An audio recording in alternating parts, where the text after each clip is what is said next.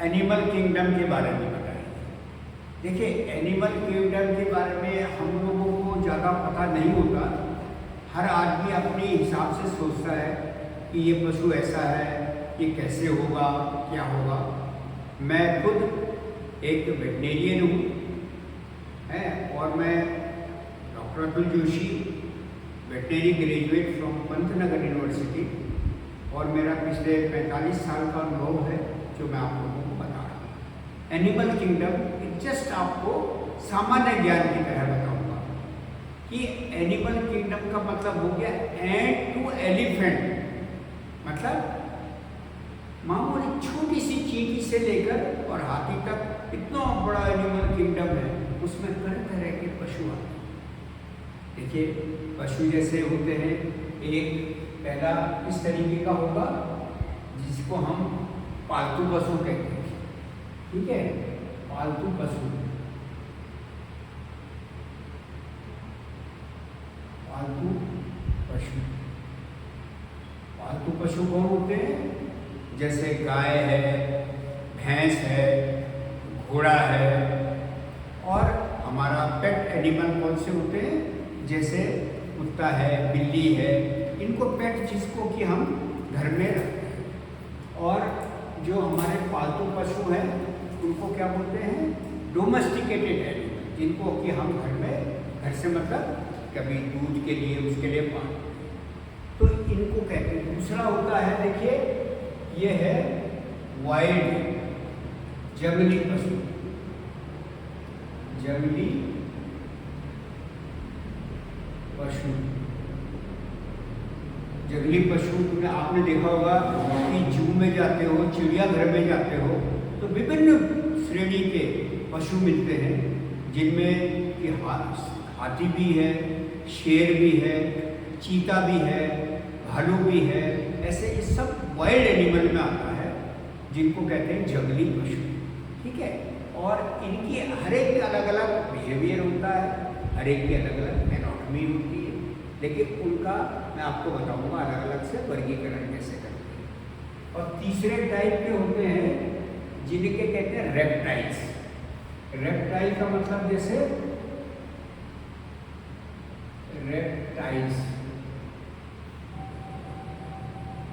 Reptiles का मतलब होता है जैसे सांप है, सांप बिच्छू भी समझो करीब करीब वो श्रेणी है, हालांकि उसकी श्रेणी अलग होती है। रेप्टाइल्स जो होते हैं जो धरती पे ऐसे चलते हैं, घिसके चलते हैं, उनके रीढ़ की हड्डी होती है, वो चलते हैं ऐसे जब रिगट अपने उसमें।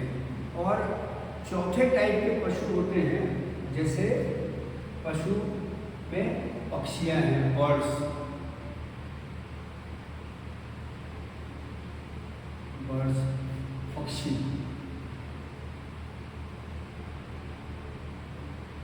पक्षियों को हम बोलते हैं बर्ड्स।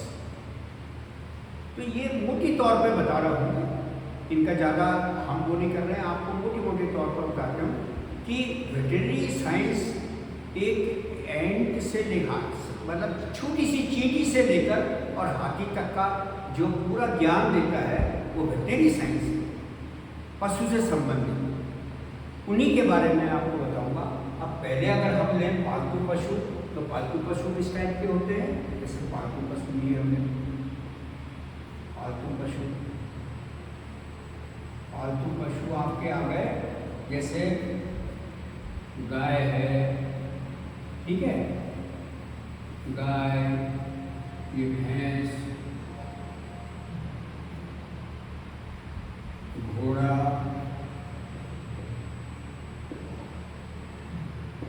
और पेट एनिमल। पेट एनिमल्स में क्या आते हैं? पेट एनिमल्स, पेटी एनिमल्स में आते हैं कुत्ता, बिल्ली, ये हो गए पेट एनिमल्स। ठीक है, अब आप ये देखिए कि जो हमारी गाय भैंस है, क्यों पालते हैं हम? मुख्यतः हम दूध के लिए पालते हैं, तो आप सब जानते हैं ये है। अब आप देखिएगा कि जो गाय है गाय को टेक्निकल लैंग्वेज में गाय और भैंस को हम बोलते हैं रूमिनेंट्स।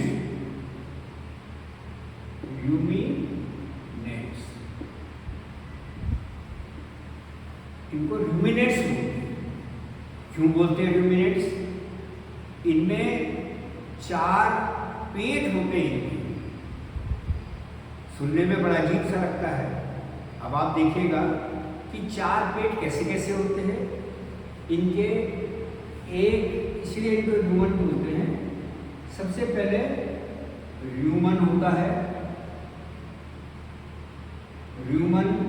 फिर होता है रेटिकुलम,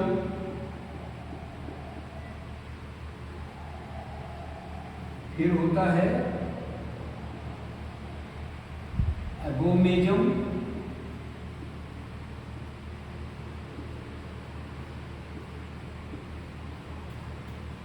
फिर होता है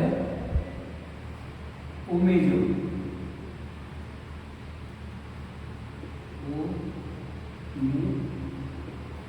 ओमेजम 4 तरह के पेट के ये हिस्से होते हैं। इसीलिए इसमें सबसे बड़ा पार्ट जो होता है ह्यूमन होता है। ह्यूमन सबसे बड़ा पेट, सबसे बड़ा पेट।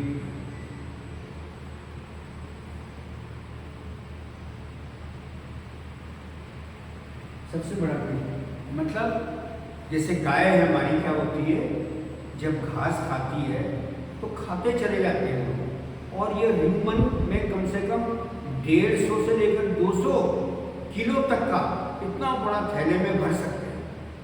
उसमें भूसा भी है, हरा चारा भी है और फीड है, दाना जिसे बोलते हैं, दाना भी है, सब मिला हुआ पेट में डालते हैं। और वो क्या करता है, आपने देखा होगा कि जब भूख होती तो वो खाते हैं। जब उनको चरने दे देते हैं वो हरा घास ये खाते चले जाएंगे, भूसा खाएंगे। तो उसके बाद जब उसका पेट भर जाता है फिर उसको बोलते हैं, आपने देखा होगा कि वो जुबानी करते हैं।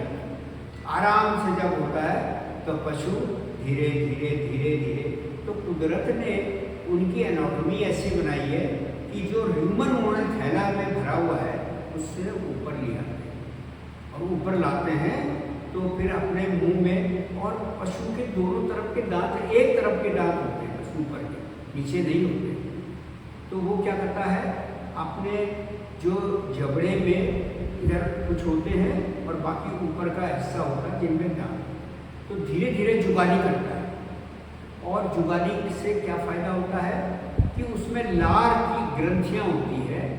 वो लार की ग्रंथि सिलेवरी ग्लैंड बोलते हैं, जो गले में होती है, वहाँ से सलाइवा आता है। और जब सलाइवा आता है तो उससे खूब ढंग से मिक्स करते हैं। पशु बहुत डिसिप्लिन होकर बैठ के जुगाली करते रहते और पूरा जो लार होती है उससे मिक्स करते हैं। और वो लार क्या करता है, उस जो उन्होंने खाया है उसके लिए उसको एक पाचन के रूप में जो बनता है, मतलब जुगाली के बाद उसको बिल्कुल न्यूट्रलाइज करने के बाद लार में कई तरह के हार्मोन होते हैं, एंजाइम होते हैं। वो एंजाइम पचाने में, जैसे टाइलिन है, वो जो रफ जिसको बोलते हैं फाइबर को पचाने में, क्योंकि घास तो फाइबर है एकदम तो और उनको पचाने में मदद करते हैं। फिर वो धीरे धीरे ह्यूमन में करते फिर ह्यूमन में कई तरह के डाइजेस्टिव जूस आते हैं, फिर वो मिक्स होते हैं। फिर जब वहाँ से मिलके कुछ रेटिकुलम में धीरे पुश होता है, उनको बोलते हैं पेरिस्टॉलसिस वेव शुरू होती है। मतलब ह्यूमन से भोजन, और बीच में कई वो करते हैं ऑसोफेगस में, आगे पिट्यूटरी है, पैंक्रियाज है, बाइल डक्ट है जिससे जूस निकलता है, बाइल जूस, पैंक्रियाटिक जूस, वो सब भोजन में मिलते रहते हैं। ये प्रक्रिया इसको बोलते हैं पाचन क्रिया। और वो पाचन क्रिया धीरे धीरे करके फिर वो आगे रेटिकुलम में जाती है। रेटिकुलम में कई चीज़ें ऐसी होती हैं जो अनवांटेड, कई बार पशु कई चीज़ें खा लेता है, उसमें कई बार क्या होता है कील वील चली जाती है, कुछ ऐसी चीज़ चली जाती है जो हार्ड होती है, पथरी या छोटी चीज़ है, उनको एक तरफ से स्टेनिंग करता है, मतलब उनको छांट देता है, अलग कर देता है। फिर जब देख लिया ठीक है, फिर आगे बढ़ेगा। फिर ये पहुंचता है अबोमेजम में, और अबोमेजम में फिर वही प्रक्रिया चालू होती है। इसमें कोई चीज़ छूट ना जाए, कोई अनवांटेड फॉरेन पार्टिकल तो नहीं आ गया, वो देखता है, फिर उसके बाद जाता है ओमेजम में। और ओमेजम में पहुंचने के बाद इसका प्रॉपर डाइजेशन शुरू होता है। फिर इंटेस्टाइन में, इंटेस्टाइन की इपिथीलियल लाइनिंग होती है, हमारे भी होती है, पशुओं की, वो फिर वो जो पचा हुआ भोजन वहाँ तक पहुँचता है, उससे न्यूट्रिएंट्स लेते हैं, और वो न्यूट्रिएंट खून के द्वारा पूरे शरीर में जाते हैं, और उससे क्या है, बल भी मिलता है, ग्रोथ भी होती है, जो शरीर को चाहिए होगा सब मिलता है। अब मैं आपको बताऊं कि भाई ऐसी क्या चीज़ें होती है जो शरीर के लिए जरूरी है।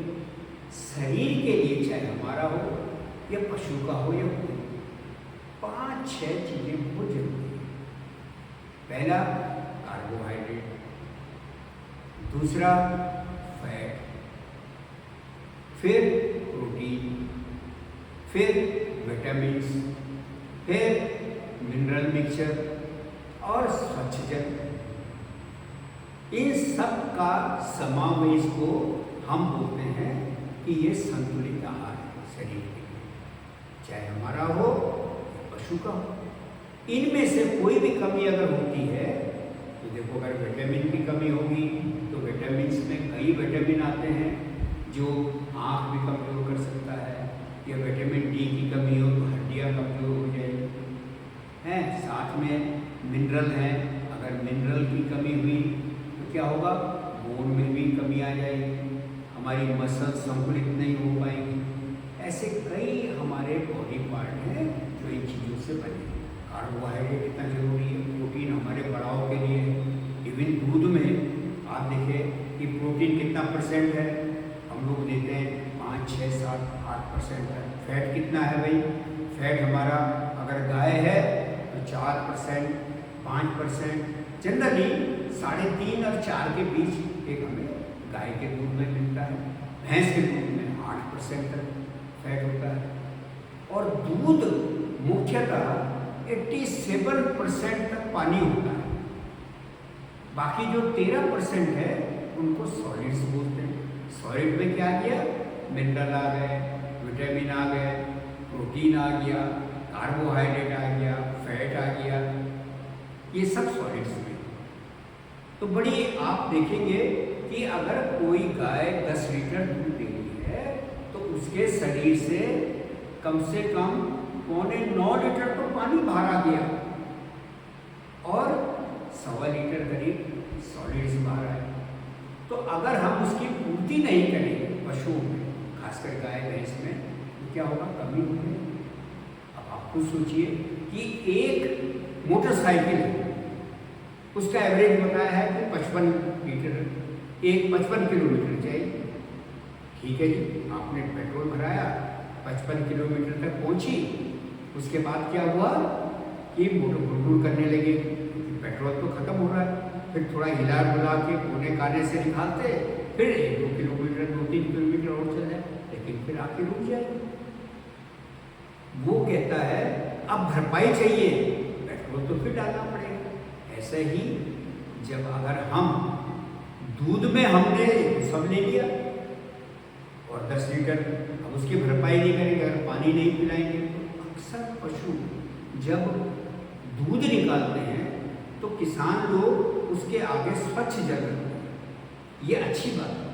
तो ऐसा नहीं, पर उसको प्यास लगेगी तो वो कैसे भी गंदा पानी पी लेगा, तो वो गंदा पानी जब शरीर में जाएगा उसमें विभिन्न टाइप के कीटाणु होंगे, कीटाणु के साथ साथ कीड़े के जो अंडे होते हैं वो पेट में चले जाते हैं, वो राउंड वर्म, हुक वर्म, कई टाइप की पैरासाइट बन जाते हैं जो शरीर से खून चूसते हैं, पशु कमज़ोर भी है, तो हमें उसके लिए ये ध्यान रखना, स्वच्छ जल रखें उसके आगे, वो स्वच्छ जल पिएगा, ठीक है। दूसरा, उसको कैल्शियम बाहर निकला है तो कैल्शियम की भरपाई करें। आजकल तो बाजार में इतना कैल्शियम आता, हर तरह का कैल्शियम आता है, लिक्विड में है, ग्रेन्यूल्स फॉर्म में है, सॉल्यूबल।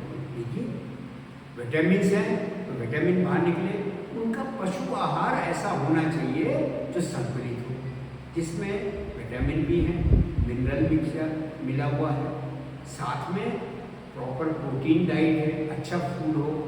खाली हमें भूसा खिला के या हरा चारा खिला के पेट भर के इतनी शरीर नहीं होती है। अगर हम खाली रोटी खाते रहें पेट तो भर जाए वो, लेकिन क्या वो एक संतुलित आहार हो? नहीं, कार्बोहाइड्रेट खाने लिए न उसमें विटामिन के लिए न हमने। इसीलिए हिंदुस्तान में कितने धर्म होते, कितने त्योहार होते, उन त्योहारों का कारण क्या है साइंटिफिक आप देखेंगे, ये पूरी भी बनती है, वो खीर भी होगी, उसमें अचार भी होगा, साथ में आप देखोगे भिन्न प्रकार की सब्जियां, खट्टा मीठा, साथ में ये सब चीज़ स्वीट डिश, ये क्यों होती है? उससे हमें सारे सोर्सेज जितने भी हैं, कहीं से प्रोटीन, कहीं से फैट, घी लगाते हैं, दही प्रोबायोटिक प्रीबायोटिक है, दही में एक हमें लाभप्रद छोटे कीटाणु होते हैं जो पेट के लिए जरूरी है। तो इस तरीके से जब भी त्योहार में या घरों में हम ये चीज़ सब बनाते हैं, इससे शरीर की भरपाई होती है, उसको भी हम संतुलित आहार कह सकते हैं। ऐसे ही पशुओं का है, जब आपने दूध ले लिया तो उसकी भरपाई तो करिए ना करिए। अब जो लोगों को नहीं पता है, वो सोचता है कि मैंने भूसा खिला दिया, मेरा जानवर ने हरा चारा खिला लिया, अब हो गया, और थोड़ा से चोकर होकर ये दाना डाल दिया। आजकल बैलेंस डाइट का ज़माना है, मार्केट में हर तरह का फीड है। फीड बच्चे से लेकर, जब छोटा बच्चा होता है उसके पेट 4 नहीं होते, एक उसका पेट उस टाइम हमारे जैसा एक ही होता है, और धीरे धीरे धीरे डेवलप होता है। ह्यूमन ये उस टाइम वो घास खा सकता है 3 महीने 4 महीने, लेकिन 3 महीने तक वो माँ का दूध पिएगा। और जैसे बच्चा पैदा होता है उसको कोलेस्ट्रम पिलाते हैं, जिसको खीस बोलते हैं, क्योंकि उसमें विटामिन्स और क्योंकि बच्चे के अंदर इम्यूनिटी कम होती है। इम्यूनिटी से मतलब बीमारियों से लड़ने की क्षमता कम होती है। इसीलिए माँ का दूध, चाहे इंसान हो या पशु हो, वो पहले जो होता है 1 महीने और पहले 3-4 दिन तक जो निकलता है उसको बोलते हैं कोलेस्ट्रॉल। उसमें बहुत ज़्यादा इम्यूनिटी डेवलप होने की क्षमता होती है, इसे माँ का दूध पिलाया जाता है। उससे धीरे धीरे बच्चा आगे बढ़ता है, फिर बच्चे को दूध धीरे धीरे धीरे धीरे उसका जब ह्यूमन पेट डेवलप होने लगते हैं, हल्का हल्का चारा 3 महीने 4 महीने में धीरे धीरे खाने लगता है। तो ये सब चीज़ें, ये पशु का देखने में हमको लगता है कि बड़े जटिल प्रक्रिया होती है, इसकी एनाटॉमी बहुत जटिल है। दूर से देखेंगे कि हाँ भाई गाय रखी है, भूसा डाल दिया, चारा दूध ले लेंगे कि भर लेंगे। अच्छा, दूसरा क्या होता है, उसकी देखभाल जरूरी है। देखभाल के लिए कई प्रकार की बीमारियाँ भी आ जाती हैं। कभी आपने नाम सुना होगा खुरपका, मुँह पका, जिसको बोलते हैं फैमिली हैं, गला घुटू, हेमोरेजिक सेप्टिसिमियासिस बोलते हैं, इसे तुरंत बच्चों में ज़्यादा होता है, खत्म हो जाता है बच्चा। FMD में क्या होता है, खुद पक जाते हैं, मुंह में छाले पड़ जाते हैं, तो कर नहीं सकता, चारा कैसे खाएगा? और जब चारा नहीं खाएगा पशु कमजोर हो जाएगा, पशु कमजोर होगा तो दूध का कहाँ से आएगा? तो जिस के लिए हमने रखा पशु को वो तो नहीं मिलता, तो उसकी देखभाल होती है। कैसे होती है रोकथाम? टीके लगते हैं, साल में 2-2 बार टीके आते हैं, उसका पूरा सरकार भी देती है, और आजकल किसान भी जागरूक हो गया है टाइम पे, क्योंकि इसका बड़ा भारी महामारी की तरह होता है। एक जगह हो गया वो वायरल डिजीज होती है, वायरल ऐसा फैलता है एकदम, तो उसके लिए वैक्सीन लगती है। समय पर अगर आपने वैक्सीन लगाई तो रोकथाम हो गई, तो इन चीज़ों का ध्यान रखा जाता है। इसीलिए एनिमल किंगडम इतना भारी है, उसके बारे में समझना इतना आसान नहीं होगा। अब आप अगर सोचें कि आपका पेट है, डॉग है, उसका अलग एनाटॉमी है, वो हमारी तरह मोनोगैस्ट्रिक, उसका भी स्टमक होता है, जैसे हमारा पेट है ऐसे उसका पेट है, उसके 4 नहीं होते, उनको बोलते हैं मोनोगैस्ट्रिक, माने सिंगल स्टमक जैसे ह्यूमन का होता है। लेकिन क्योंकि वो कार्निवोरस है, कार्निवोरस किसको बोलते हैं? जो मांसाहारी होते हैं, उनके केनाइन्स होते हैं, शेर के केनाइन जो आगे के दांत बड़े होते हैं, ठीक है ना, तो वो क्या है? मांसाहारी। जब वो मांसाहारी है तो उसकी जो बनावट है शरीर की उसी हिसाब से बनाई है कुदरत ने, तो उसका भोजन अलग है। उसको नॉनवेज चाहिए, नॉनवेज में प्रोटीन चाहिए होता है, तो नॉनवेज में प्रोटीन बहुत ज़्यादा मात्रा में, उसका फैट भी हो जाता है, उसमें विटामिन भी आते हैं, तो वो अपना शरीर को बैलेंस रखते हैं। और जो हमारे पालतू जानवर हैं, जैसे हम लोग तो वेजिटेरियन हैं, हम उसको नॉनवेज तो नहीं दे सकते, लेकिन मार्केट में बैलेंस डाइट का आ गया है डॉग्स के लिए भी, पेट के लिए भी, जिसमें प्रोटीन भी है, फैट भी है, विटामिन भी है, मिनरल भी है, सब है। पेट फूड के नाम से आता है। और पेट फूड उसमें क्या करते हैं? ऐसी चीज़ मिला देते हैं जिससे उसको खाने में ऐसा एसेंस मानो, चाहे नॉनवेज कैसा आएगा, तो पैलेटेबिलिटी यानी चाव से खाएगा, उसका स्वाद भी बन जाएगा, तो खाएगा। जब खाएगा तो उसकी शरीर की आवश्यकता पूरी होगी। तो कितना फर्क हो गया कि हमने जो रूमिनेंट्स हैं, जो पशु हम दूध के लिए पाल रहे हैं, उनके तो 4 पेट, जो पेट है वो आपकी तरह हमारी तरह मोनोगैस्ट्रिक बोलते हैं उनको। मोनोगैस्ट्रिक माने एक पेट जैसा हमारा, ठीक है।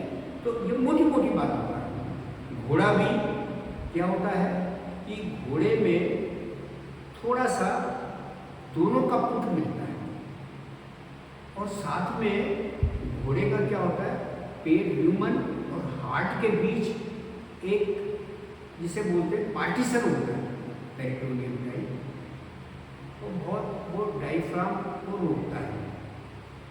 उसमें यह है कि उसकी स्किन बहुत ही प्लाइबल होती है घोड़े की, और वो खाने में उसको प्रोटीन बहुत चाहिए क्योंकि रनिंग है, बहुत हाई से उसको देते हैं दाना, खाने में मुख्यतः चना खिलाया जाता है। तो ये सब मोटी मोटी बात बता रहा हूँ मैं, तो टेक्निकल ज़्यादा नहीं। और अगर पक्षियों का देखें, बर्ड्स अलग टाइप की उनके एनाटॉमी होती है। उनका वो क्या करते हैं?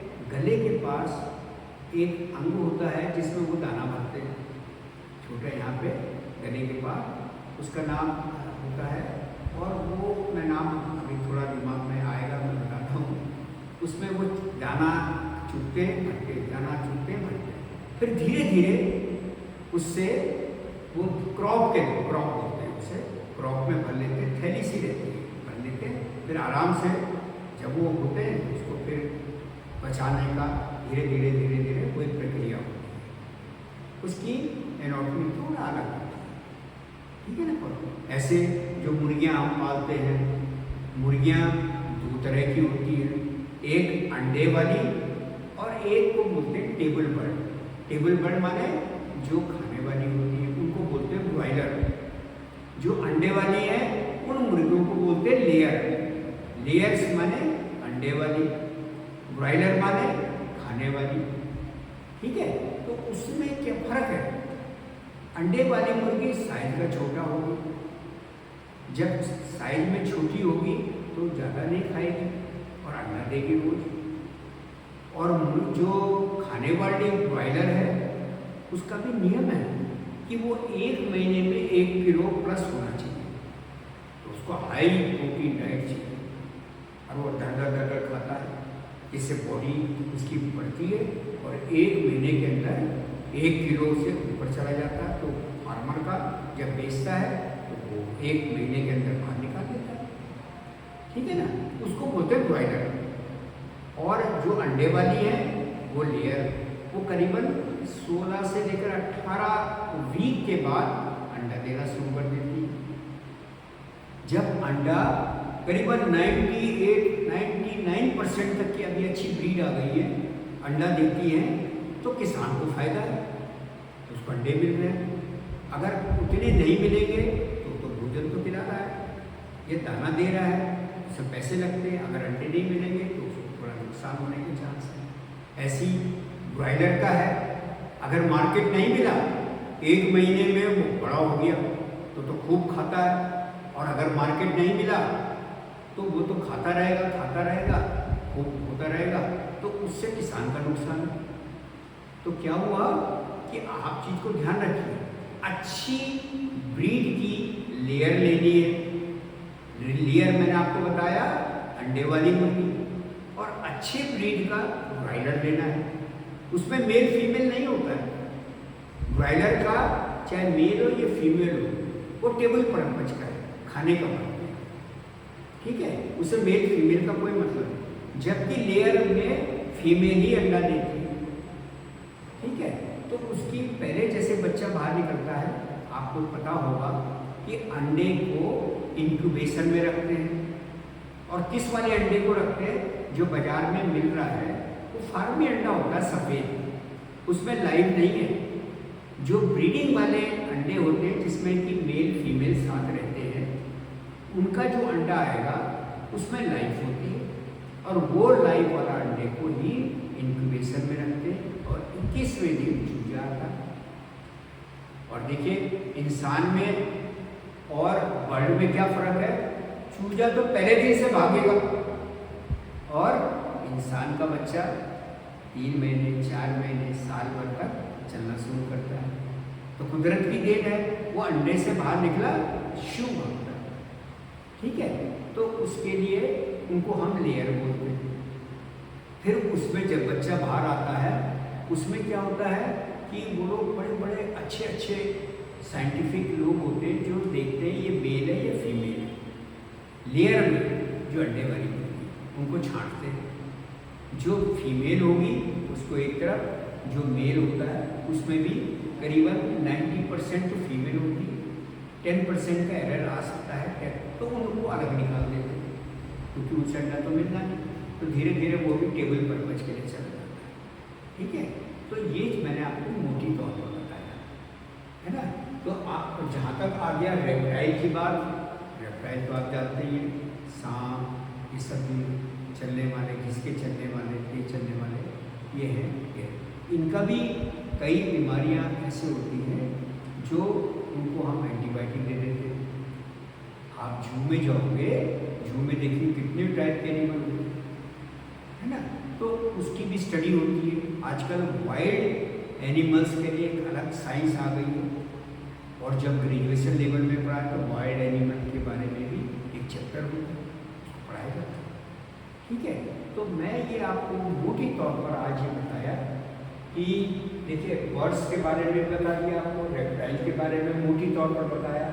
जंगली पशु में दोनों ही हो सकते हैं, जैसे हिरन भी ल्यूमिनेट है, उसके भी 4 हैं, जैसे पशु गाय का होता है ऐसे ही हिरन का होता है, ठीक है। और जो शेर है वो पेट के मतलब मोनोगैस्ट्रिक है, कार्निवोरस है, उसका सिंगल पेट, उसके केनाइन्स होते हैं, तो उनका एनाटॉमी थोड़ा डॉग से मिलता जुलता है, बिल्ली डॉग इनसे, ठीक है। ये वाइल्ड एनिमल का होता है। और जो मैंने बर्ड्स का बताया आपको, क्रॉप होती है उनको गले में, उसमें दाना भरते हैं, धीरे धीरे वो रिगर्जिटेट करके या अपना खाती है। मोटी तौर पर मैंने ज़्यादा आपको साइंटिफिकली और टेक्निकली नहीं बताया, मैंने जस्ट नॉलेज के लिए आपको पता होना चाहिए कि बाज़ार में एक भ्रम होता है कि भाई अंडे नहीं खाने, अंडा हम तो भाई वेजिटेरियन है, अंडा नहीं खाते। लेकिन साइंस ये कहती है, वैज्ञानिक ये कहते हैं कि भाई जो फार्मी अंडा होता है उसमें लाइफ नहीं है, वो तो जैसे गाय दूध दे रही है ऐसे मुर्गी अंडा दे रही है, वो खाया जा सकता है, उसमें लाइफ नहीं है। लाइफ इसमें है जो ब्रीडिंग एग होते हैं, जहाँ पे मुर्गा मुर्गी रखे हुए हैं, वो जो अंडा आएगा उसमें नहीं, उसी से चूजा निकलता है। वो आप अगर खाते हैं तो वो नॉनवेज की श्रेणी में आएगा, ठीक है ना। और ये जो बाजार में मिलते हैं फार्मी अंडा, वो वेजिटेरियन की श्रेणी में वो खा सकते या, लेकिन फिर भी अपनी अपनी सोच है, हम किसी को फोर्स नहीं कर सकते, लेकिन ये साइंटिफिकली डिमार्केशन है, ठीक है।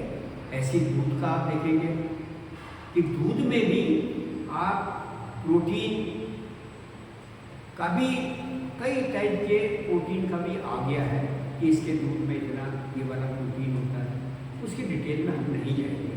मैंने तो आपको मोटी तौर पर दूध का भी कंपोजिशन बता दिया। 87% के करीब पानी, 13% के करीब सॉलिड्स, और बहुत सिंपल वे में बताया कि जितना शरीर से हम निकालेंगे उसकी भरपाई होनी चाहिए। भरपाई होगी जब संतुलित आहार दिया जाए, भरपाई होगी जब उसको स्वच्छ जल दिया जाए। ऐसा नहीं है, मैंने पहले भी बताया आपको कि पानी जब प्यास लगती है, पशु है देखो गंदा पानी पी लेता है, और जब गंदा पानी पीता है उसको तो पता नहीं, तो उसके पेट में कीड़े हो जाते हैं, कई बीमारियां हो जाती हैं। और गंदगी में बैठेगा, अगर उसको पानी नहीं देंगे स्वच्छ जल, तो पशु थक जाता है, जब दूध निकलता है तो बैठ जाता है गोबर में, तो उससे थनैला रोग हो जाता है, क्योंकि गोबर में मिट्टी में बैक्टीरिया होते हैं, और जब हमने थन से दूध निकाला तो उसके चारों जो टीट होते हैं उनको, उसके अंदर उनको बोलते हैं टीट के नाल, जिनके रास्ते दूध आता है, वो करीबन आधे घंटे तक खुले होते हैं। अब उसी बीच वो बैठ गया तो दूध तो थोड़ा बहुत अंदर रहता ही है, वो बैक्टीरिया अंदर उसके रास्ते से ले जाते हैं, उनके तो मजे आ गए, दूध मिल गया, बाप में खाते हैं। वो इतनी तेजी से फैलता है तो किसान को पहले पता नहीं लगता कि थोड़ी थोड़ी सूजन आने लग जाती है थन में, वो हाथ लगाता है तो उसको दर्द महसूस होता है। जब दर्द महसूस होता है तो भी किसान को नहीं समझ में आता, फिर वो अंदर ही अंदर उसको डैमेज करके खून आने लगता है, कई बार पस आने लगता है, वो थनैला, फिर क्या होता है, बीमारी होती है, मेस्टाइटिस होती है, फिर उसका पूरा इलाज है। विदेशों में तो ऐसी पशु पालन कर लेते, उसका दूध नहीं देते, फिर वो एंटीबायोटिक दो, ये दो, ये सब चीज़ें। तो प्रबंधन सबसे अच्छी चीज़ होती है, वही डेयरी फार्म अच्छे होते हैं, लाभप्रद होते हैं, जो जिनका प्रबंधन अच्छा है, क्रॉस वेंटिलेशन है, शुद्ध हवा है, पशु को ज़्यादा देर बांधा नहीं है, थोड़ा खोल दिया, संतुलित आहार दिया, दूध देने के बाद स्वच्छ जल पिलाया, तो वो आपके जितने भी ऐसे डेयरी पशु जो पालते हैं उसके लिए लाभप्रद होता है। जो खाली दूध लेके, जिनको कोई ज्ञान नहीं है कि मुझे क्या देना है, क्या दूध लिया नहीं दिया, हाँ भाई भूसा खिला दिया, अरे हरा चारा डाल दिया, हरा चारा डाल दिया, वो तो बेचारा भूखा खाता रहेगा। जैसे हम भूख में रोटी खानी, या रोटी खानी, पेट तो भर गया, लेकिन शरीर की जितनी आवश्यकता है पूरी नहीं हुई, उसको बोलते हैं कुपोषण, माल न्यूट्रिशन हो जाता है। बच्चा देखो कई बार उसके जो हड्डियाँ कमजोर पड़ जाती हैं, रिकेट्स हो जाता है, मुड़ जाती है, क्योंकि उसको विटामिन डी नहीं मिला, मिनरल नहीं मिला। तो ये सब चीज़ों को संतुलित आहार, आप लोग पूरा मार्केट में इतने रिसर्च प्रोडक्ट आ रहे हैं कि उनको देखें, क्योंकि धीरे धीरे अभी अर्बनाइजेशन इतना तेज़ी से बढ़ रहा है कि एग्रीकल्चर लैंड कम हो रही है, चारा उगाने की जगह बहुत कम हो रही है। पहले तो पास्चर होते थे बड़े बड़े, विदेशों में बहुत बड़े बड़े मील और पास्चर होते हैं, पशुओं को छोड़ देते हैं, वो अपने मतलब के अच्छी ग्रास को लेता है, उसी में वो छिड़काव करते हैं, विटामिन ये मिनरल वगैरह उसको पूरा करते हैं, बांध के नहीं रखते। हमारे यहाँ तो पशु बांधा 24 घंटे में 18 घंटे बांधे रहे, 20 घंटे बांधे रहे। स्ट्रेस अगर हम ही कोई कमरे के अंदर बंद कर देगा तो स्ट्रेस आ जाएगा। स्ट्रेस से मतलब तनाव में पशु रहता है, तो दूध कहाँ से देगा, उसके नेगेटिव हार्मोन आ जाएंगे। जब नेगेटिव हार्मोन होगा तो दूध का मेल्टडाउन हो जाता है, उतना दूध नहीं दे पाता तो प्रबंधन बहुत अति आवश्यक है। प्रबंधन में क्या क्या चीज़ आती है? रख रखाव, इस तरह का जो उसका आहार है कैसा होना चाहिए, जो उसका घर है जहाँ हम रखते हैं हवादार होना चाहिए, ठीक है ना। दूसरा, खुली जगह पे रखना चाहिए, थोड़ा धूप भी मिले, जिससे विटामिन डी का भी जो होता है एक्टिवेट हो जाता है, उसकी हड्डियाँ मजबूत होंगी, बच्चे भी अच्छे होंगे, थोड़ा घूमेगा, अच्छा पाचन होगा। और संतुलित आहार और ब्रीड, फीड एंड ब्रीड, अच्छी ब्रीड हो। ब्रीड भी एक से बढ़िया आ गई है, उनका पूरा रिकॉर्ड होता है कि ये कौन सी ब्रीड का है, इसकी माँ ने कितना लीटर दूध दिया होगा, उसकी माँ ने कितना लीटर, 5-5, 6-6 जनरेशन का रिकॉर्ड होता है। ऐसे पशु को बोलते हैं पिडग्रीड, अनुमानसिकी। उसके हिसाब से हम पशु खरीदें और उसका बिल्कुल प्रबंधन साइंटिफिक वैज्ञानिक तरीके से करें। डॉक्टर की सलाह लेते हैं, कौन सा हमारा वैक्सीनेशन प्रोग्राम, रोकथाम, आप क्योंकि महामारी जैसे मैंने पहले बोला इतनी तेज़ी से बढ़ती है, ये सीजनल होती है, बरसात में गर्मियों अलग अलग टाइप रोकथाम, पेट के कीड़े की दवाई प्रॉपरली देना, चाहे डॉग हो या चाहे हमारा पशु हो। पशु से मतलब गाय भैंस जो इनकी डिवर्मिंग हर तीसरे महीने में होनी चाहिए। तो ये सब चीज़ें मैं आज आपको मोटी तौर पर बताया कि पशु इतना बड़ा किंगडम है और इसके बारे में जो हमारे लाभप्रद पशु हैं उनके बारे में हमें ज्ञान रखना है। और हमारे लाभप्रद पालतू पशु गाय भैंस मेंढी बकरी है, बकरी भी ल्यूमिनेट होती है, देखा होगा बकरी वो भी खाती है और उसको चारा ये सब चीज़ें उसका अपना होता अलग से आहार। वो उससे पहले तो बकरियां हरा या पेड़ से तोड़ के अपना खा लेती थी, उससे पूरा करती है, ठीक है। तो इसी तरीके से हर पशुओं का रख रखाव आपने एक वैज्ञानिक तरीके से करना चाहिए और पशु चिकित्सक की राय लेनी। हर जगह वेटेरियंस हैं, उनको बोलो अपने उनसे राय लेनी। अगर आप पशु खरीदने जा रहे हैं तो पूछ लीजिए कि डॉक्टर साहब इस एरिया में कौन सा पशु ठीक रहेगा।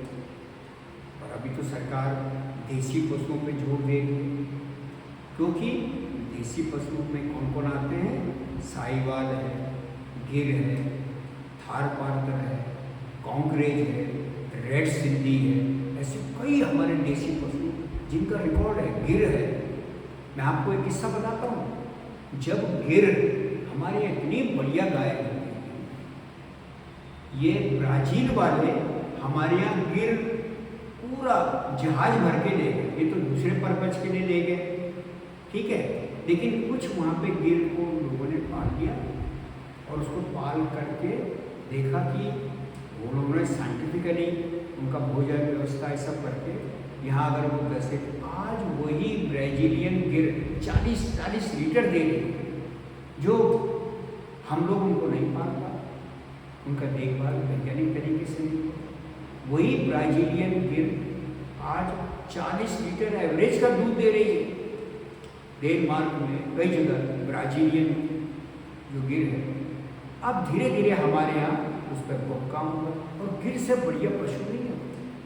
उसके अंदर रोग से लड़ने की क्षमता है और किसी भी परिवेश में वो रह सकता है। बहुत बढ़िया पशु है। ये उसका माथा थोड़ा आगे जिसको बोलते हैं घड़े का बैग उल्टा करें, इस तरीके का होता है और वाइट कलर की भी होती है, ठीक है।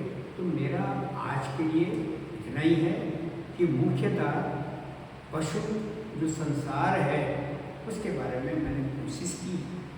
इसमें अगर आपको कोई संदेह कोई प्रश्न होगा तो आप पूछ सकते हैं, मैं कोशिश करूँगा जितना मेरा ज्ञान है मैं ज्ञान से, नहीं तो मैं पढ़ के आपको बताऊँ। तो आज के लिए आप सब लोगों को धन्यवाद और सुप्रभात, शुभ रात्रि। आज सब लोग खुश रहें और पढ़ते रहें, ठीक है। आदमी क्या एनिमल श्रेणी में आता है?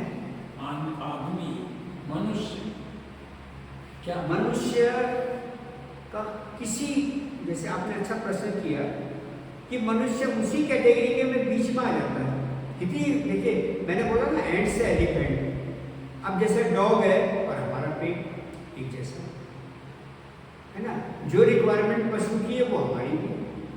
तो इन बिटवीन पशु, ये हमारा जो मनुष्य है वो भी आ जाता है, ठीक है। जो रिक्वायरमेंट उसकी है वो भी हार्ट मसल्स इन चीज का बना होगा, हड्डी का हम लोग भी बने। तो कई पशु हमसे मिलते जुलते होते हैं।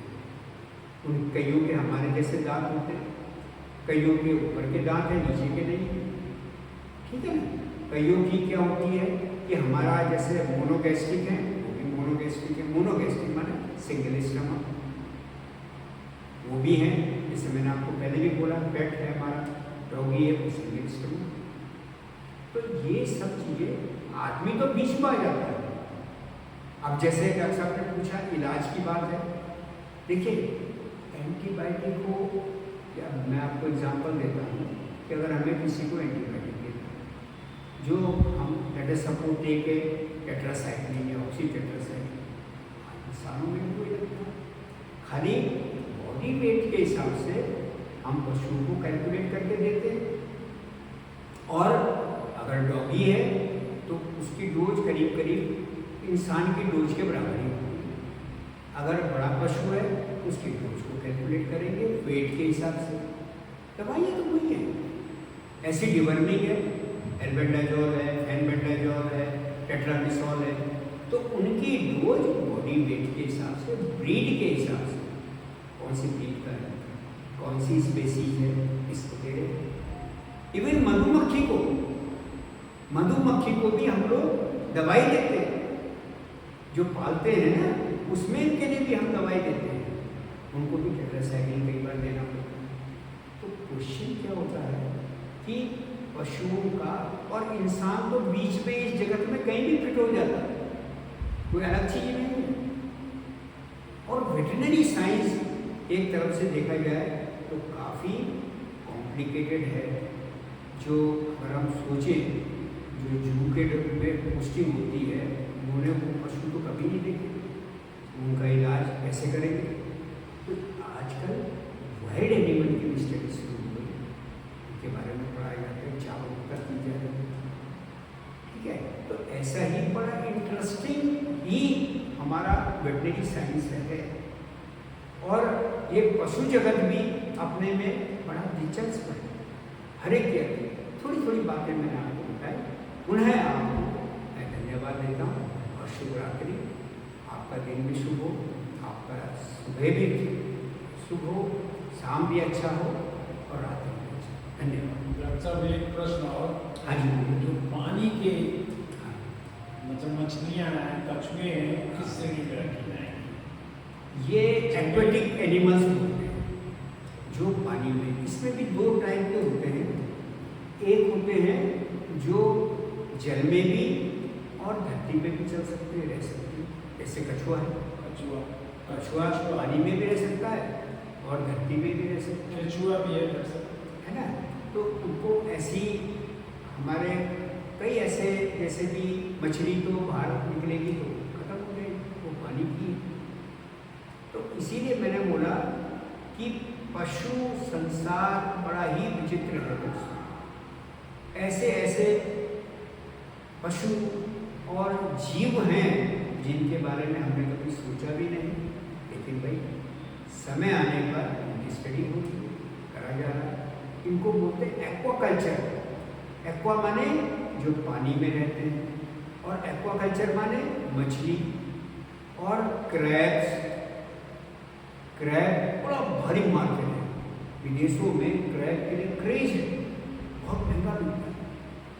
मछली एक से एक टाइप की ब्रीड आती है मछली। अभी कुछ दिनों पहले मैं पढ़ रहा था पेपर में कि जो हमारे यहाँ की उत्तराखंड की टोरेट आती है, उसका एक्सपोर्ट बाहर बहुत मांग है। तो इस तरीके से इनको बोलते हैं एक्वेटिक एनिमल। बोलो ये जीव जो पानी में रहते हैं। और इंसान के लिए देखिए कितना बड़ा प्रोटीन का सोर्स है क्या, ये जो मछली होती है। और कई ऐसे लोग हैं या कई ऐसे प्रदेश हैं जिनका कि भोजन स्टेबल फूड ही फिश है। देखो बड़े लोग वो आसामीज बिना फिश के भोजन नहीं, ठीक है। तो ये चीज़ें देखो कि मैंने कितनी चीज़ें आपको बताई कि एक्वेटिक में आ जाते हैं, एक्वाकल्चर में आते हैं जो पानी में रहते हैं, और उनका भी सदुपयोग इंसान करता है। तो कुदरत ने हमें अपार संपदा दी है हर तरह की। ये जीव जो हैं, जो डोमेस्टिकेटेड पालतू एनिमल है, ये तो अपने बच्चे के लिए दूध बनाती है, गाय उसका बच्चा पैदा होता है उसके लिए देती है, लेकिन हमें भी पालती है, इसीलिए हमने गौ माता दी, इसे माँ हमको देती है इसलिए। तो पुनः आप सबका धन्यवाद, और अगले कभी मौका मिलेगा तो आगे और बात करें। धन्यवाद। ठीक है सर।